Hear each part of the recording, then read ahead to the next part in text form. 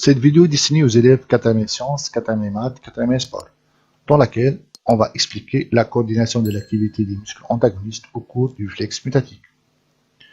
Dans les vidéos précédentes, on a déjà vu le support anatomique du réflexe mutatique, qui est formé par un récepteur sensoire de l'FNM, des voies sensitives afférentes qui conduisent le message nerveux de l'FNM vers le centre nerveux, qui est la moelle épinière, et les voies motrices efférentes qui conduisent le message nerveux de la moelle épinière vers les effecteurs.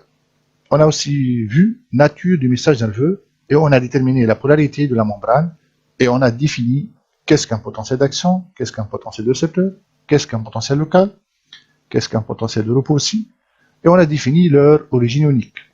On a aussi vu la naissance et le codage de l'information nerveuse au niveau de l'FNM, la transmission synaptique, le rôle intégrateur du neurone postsynaptique, et aujourd'hui, on va expliquer la coordination musculaire.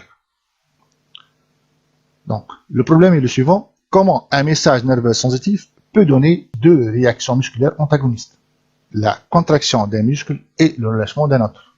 Donc, ici, on a le schéma de réflexe rotulien.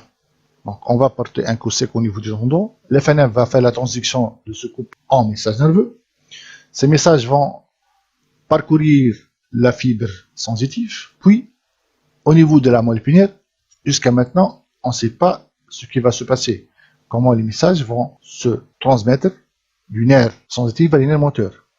On sait très bien qu'il y a des jonctions synaptiques, mais on ne sait pas combien de synapses on a. C'est pour cela on va essayer aujourd'hui de résoudre ce problème. Ici, on a le même montage, sauf qu'on a un oscilloscope O1 qui est localisé à la terminaison du nerf sensitif, un oscilloscope O2 juste au niveau du corps cellulaire du nerf relié au muscle extenseur, un oscilloscope O3 au niveau du corps cellulaire du nerf relié au muscle fléchisseur, et un oscilloscope O4-5 qui sont reliés sur les axones. L'un O4 sur l'axone relié au muscle extenseur et O5 l'axone du muscle fléchisseur. On va appliquer un coup sec sur le tendon et on va suivre la transmission du message et le temps mis pour arriver au oscilloscope O1. L'oscilloscope O1 affiche un temps de PA avec un temps de latence L1 égale 0,3 millisecondes. Le temps de latence L1, c'est le temps mis par le message nerveux pour arriver au oscilloscope O1 à partir de l'FNM. Maintenant, on va voir au niveau de O2. Au niveau de O2, l'oscilloscope affiche un PPSE global issu d'une sommation temporaire de PSE avec un temps de latence L2 égale 0,8 millisecondes. Le temps de latence L2, c'est le temps mis par le message nerveux pour arriver au oscilloscope O2 à partir de l'FNM. Donc, puisqu'on sait le délai synaptique égale 0,5, on peut savoir le nombre de synapses qui existent entre le nerf sensitif et les nerfs moteurs. Par un simple calcul, donc, il suffit de faire L2 0,8 moins L1 0,3 égale 0,5.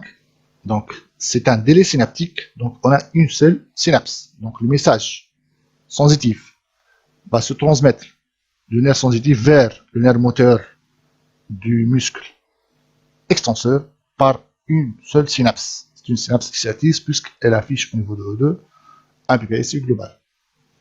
Ici, on va revoir au niveau de O3. Au niveau de O3, l'oscilloscope affiche un PPSI global issu d'une sommation temporaire de PSI avec un temps de latence L3, donc qui est égal à 1,3 millisecondes. Donc, on peut chercher le nombre de synapses qui existent entre les deux. L3 moins L1, ça fait 1,3 moins 0,3 égale à 1 milliseconde. Donc 1 milliseconde, ce sont deux délais synaptiques. Donc, on a la jonction entre le nerf sensitif et le moteur de ce muscle fléchisseur se fait par deux synapses, donc il existe un interneurone. Et puisque l'oscilloscope affiche un PPSI, donc entre le nerf moteur et le nerf sensitif, on a un interneurone inhibiteur qui va transformer le message nerveux exciteur en message nerveux inhibiteur. Au niveau de O4 et O5, O5 il affichera toujours un PR car le PSI non propageable. Et au niveau de O4, on a un train de PA qui va arriver au muscle extenseur, d'où sa contraction.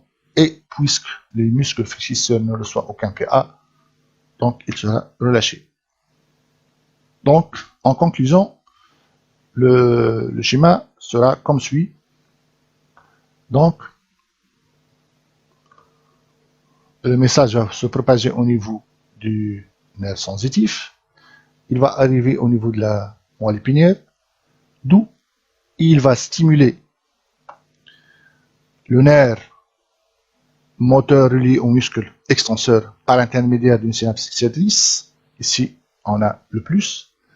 Et il va passer à travers un interneuron inhibiteur,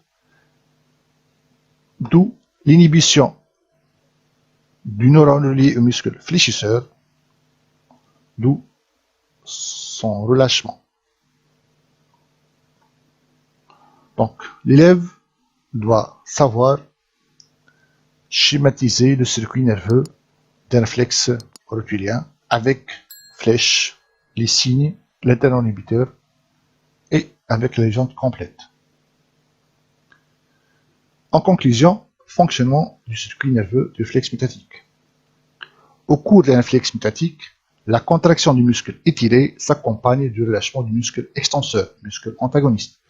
C'est l'innervation réciproque qui assure une grande efficacité de la réponse musculaire. En effet, les messages nerveux sensitifs provenant du fuseau neuromusculaire ont une double action. Premièrement, ils activent les motoneurones du même muscle extenseur et entraînent sa contraction. Ce circuit excitateur est formé de deux neurones, un neurone sensitif et un neurone moteur, s'articulant au niveau de la moelle épinière par une seule synapse. Le réflexe mutatique est un réflexe monosynaptique. Par contre, il inhibe les motoneurones du muscle antagoniste fléchisseur par l'intermédiaire d'un interneuron inhibiteur situé dans la moelle épinière, ce qui entraîne le relâchement de ce muscle. Ce circuit inhibiteur formé de chaînes de 3 neurones s'articulant par 2 synapses, c'est un circuit polysynaptique. Remarque, au repos, les fuseaux neuromusculaires ne sont pas totalement inactifs. Ils émettent des potentiels d'action à basse fréquence qui a pour conséquence une légère contraction des muscles appelée le tonus musculaire.